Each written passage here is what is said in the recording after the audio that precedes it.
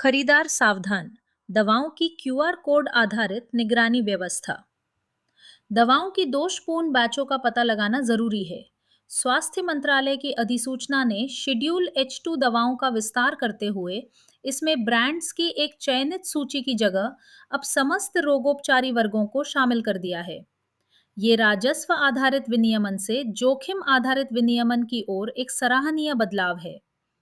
सरकार ने schedule H2 की शुरुआत साल 2022-23 में की थी, जो पैक की प्रामाणिकता के सत्यापन के लिए निर्दिष्ट दवाओं के हर एक पैक पर बारकोड या क्यूआर कोड को जरूरी बनाता है।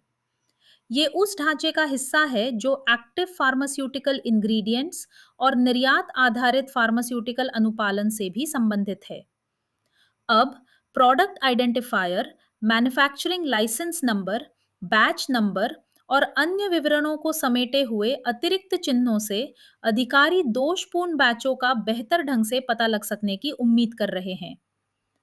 नकली दवाएं बनाने वाले नेटवर्कों ने लंबे समय से वैक्सीन, कैंसर की दवाओं और एंटी माइक्रोबियल्स को निशाना बनाया है। साथ ही डब्ल्यूएचओ ने निम्न और मध्यम आय वाले देशों में बड़ी मात्रा में नकली एंटी माइक्रोबियल्स की पहचान की है।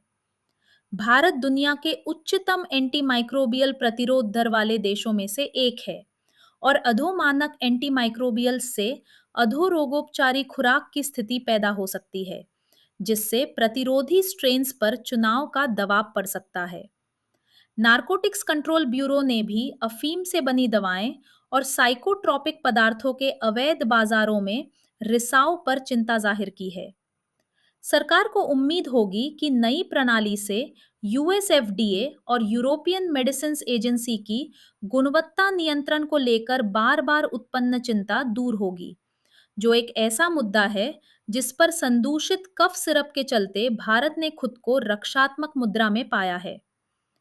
अमेरिकी व्यापार प्रतिनिधि ने भी बार-बार भारत की शिनाख्त नकली दवाओं के एक प्रमुख स्रोत के रूप में की है। अमेरिकी सीमा पर जब्त कई नकली दवाएं भारत से या भारत से होते हुए आई थी। जन विश्वास अधिनियम 2026 के प्रभाव स्वरूप हुए नीतिगत बदलावों के साथ ये नया ढांचा प्रक्रियात्मक अनुपालन के अभाव और सारभूत अनुपालन के अभाव के बीच आखिरकार फर्क करता है और ये मानता है कि इनमें से बाद वाला ही सार्थक प्रवर्तन है। लंबी अवधि में सरकार को अनुपालन का बोझ तर्कसंगत बनाना चाहिए और विवेकाधीन प्रवर्तन से जुड़ा भ्रष्टाचार का जोखिम खत्म करना चाहिए। सरकार को यह भी स्वीकार करना होगा कि क्यूआर कोड प्रणाली तभी कारगर होगी जब ये एक राज्य प्रबंधित डेटाबेस से समर्थित हो, जिस तक फार्मासिस्ट और विनियामक वास्तविक समय में पहुंच सके। इसके अलावा सभी राज्यों में इंटरऑपरेबल सॉफ्टवेयर और स्कैनिंग इंफ्रास्ट्रक्चर की सुविधा भी होनी चाहिए। दूसरी बात, फार्मासिस्टों और उपभोक्ताओं को बिक्री से पहले दवाओं के सत्यापन की आदत विकसित करनी होगी। तीसरी बात, नई पैकेजिंग जरूरतों और इस आईटी इंटीग्रेशन से उपजी अनुपालन आवश्यकताओं से खास तौर पर एमएसएमई विनिर्माताओं पर दबाव पड़ेगा।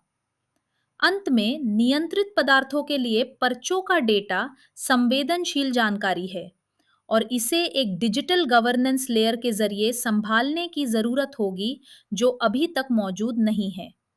लिहाजा नया ढांचा एक फार्मेसी के रूप में भारत की प्रतिष्ठा सुधारेगा या नहीं, ये इसके क्रियान्वयन पर निर्भर है।